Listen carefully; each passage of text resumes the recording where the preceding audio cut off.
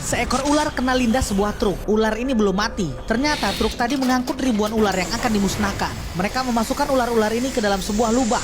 Anjir, ularnya banyak banget lur. Berpindah ke sebuah lab. Di sini sedang dilakukan sebuah eksperimen kepada ular-ular. Permasalahan datang ketika ada satu ular yang mengalami perubahan genetik yang sangat signifikan. Pintu dibuka. Sesosok kepala hewan berbentuk aneh muncul. Pria yang menjadi donatur ini pun terperanjat. Inilah sesosok ular hasil eksperimen genetik yang dikerjakan di lab ini. Pria ini marah-marah karena ular hasil eksperimen ini tidak sesuai dengan apa yang ia bayangkan. Ia lalu memerintahkan anak buahnya segera memusnahkan semua ular yang ada, termasuk ular besar ini. Tombol ditekan. Sebuah obat bius disuntikan. Namun ternyata obat bius itu justru membuat ular ini semakin marah. Api pun tak berhasil membakar ular ini. Ular ini justru mengirim sinyal ke ular lain untuk menyerang para manusia.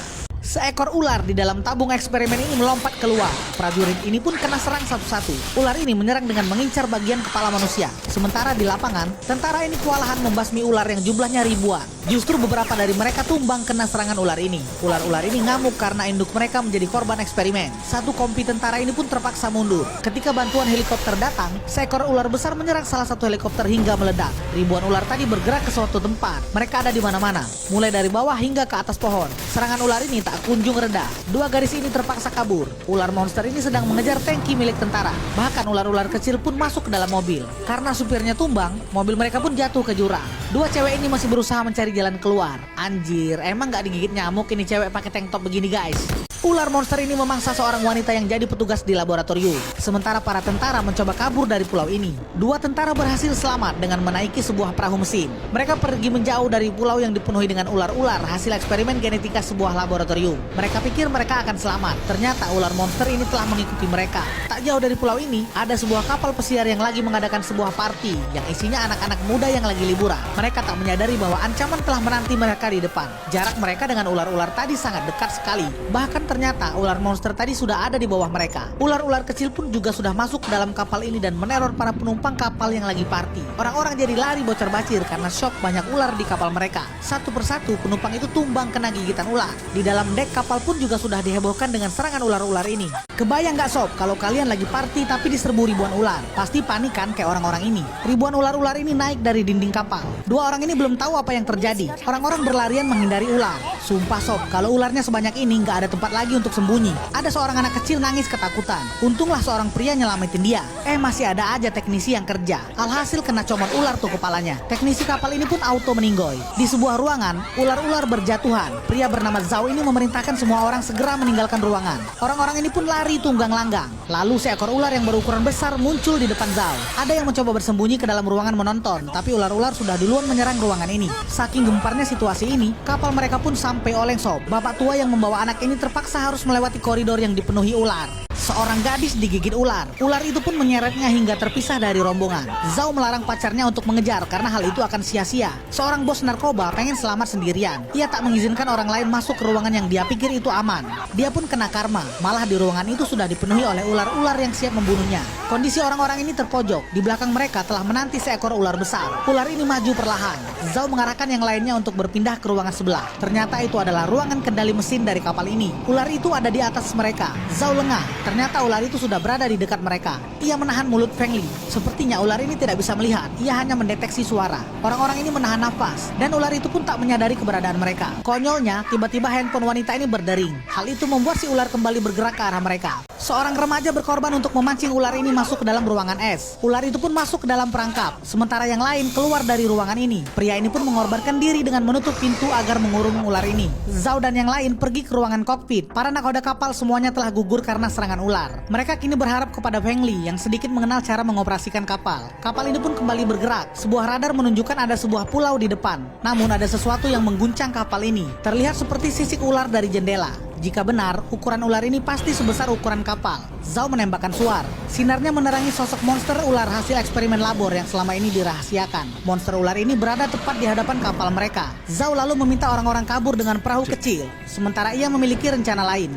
Zhao melumuri kapal ini dengan bensin, lalu ia menembakkan suar ke atas yang kemudian jatuh tepat di atas kapal. Api yang ada di suar itu membuat kapal ini terbakar. Kapal ini pun akhirnya meledak dan tenggelam bersama monster ular itu. Teman-teman Zhao sangat sedih melihat pengorbanan Zhao. Tiba-tiba sebuah tangan keluar dari dalam air. Ternyata itu adalah Zhao yang berhasil melompat dari kapal yang karam. Keesokan paginya, mereka tak menyadari telah mendarat di sebuah pulau. Mereka berjalan di tengah-tengah benda yang berbentuk seperti telur. Ketika salah satu dari mereka terluka, seekor monster langsung menyerang dan menarik wanita ini ke dalam cangkangnya. Orang-orang ini kaget, lalu menyusul pria yang lain pun jadi santapan monster ini. Tak ada jalan lain selain segera pergi dari tempat ini. Pria kelemar-kelemar ini pun jadi korban berikutnya. Siapa suruh jadi cowok loyo ya kan? Monster ini berjumlah banyak sob. Ada yang aneh, tiba-tiba monster ini kembali masuk ke dalam cangkangnya. Zhao dan kawan-kawan terdampar di sebuah pulau dengan makhluk aneh. Makhluk ini berbentuk seperti ular tapi nggak punya kepala. Mereka mulai menelusuri pulau ini. Ada sebuah barak yang tidak berpenghuni. Para tentara di sini telah habis dibasmi oleh ular-ular yang lolos dari laboratorium. Senjata-senjata di sini masih lengkap. Zhao mencoba menggunakan radio tapi tak ada sinyal. Mereka terpaksa harus menjangkau dataran tinggi agar bisa menangkap sinyal. Misi pun dimulai. Mereka belum menyadari bahwa pulau ini telah dikuasai oleh monster hasil eksperimen genetik ilegal. Tiba-tiba Zhao menyadari ada yang aneh. Waktu lagi minum, mata pria ini terbelalak. Dia pun jadi korban serangan monster. Ternyata ada laba-laba raksasa tepat di atas mereka lur. Mereka lari tunggang langgang. Si kakek berkorban demi menyelamatkan cucunya. Ia meminta agar mereka segera berlari dari tempat ini. Ia meledakkan granat di tangannya untuk mengusir monster laba-laba ini. Seekor monster laba-laba besarnya setinggi pohon. Zhao dan kawan-kawan sedang mencari tempat persembunyian. Tibalah mereka di sebuah bekas fasilitas labor di mana eksperimen ke monster-monster ini dilakukan. Mereka pun bermalam di sini untuk mengumpulkan tenaga, karena di sini banyak makanan dan minuman yang ditinggalkan. Keesokan paginya, Zhao bangun duluan. Ia melihat keluar dan tak sengaja bertemu dengan monster ular raksasa.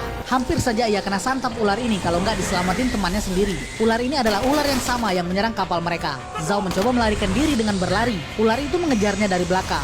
Ia nyaris kena terkaman si ular ini. Zhao sedih karena kehilangan temannya yang berkorban untuknya. Namun ia mengkonversi kesedihannya menjadi semangat untuk membasmi monster-monster ini. Mereka mulai menyusun strategi dengan orang-orang yang tersisa. Sebuah perangkap disiapkan. Ternyata ada salah satu di antara mereka yang tidak setuju dengan rencana membunuh ular monster ini. Ular itu datang.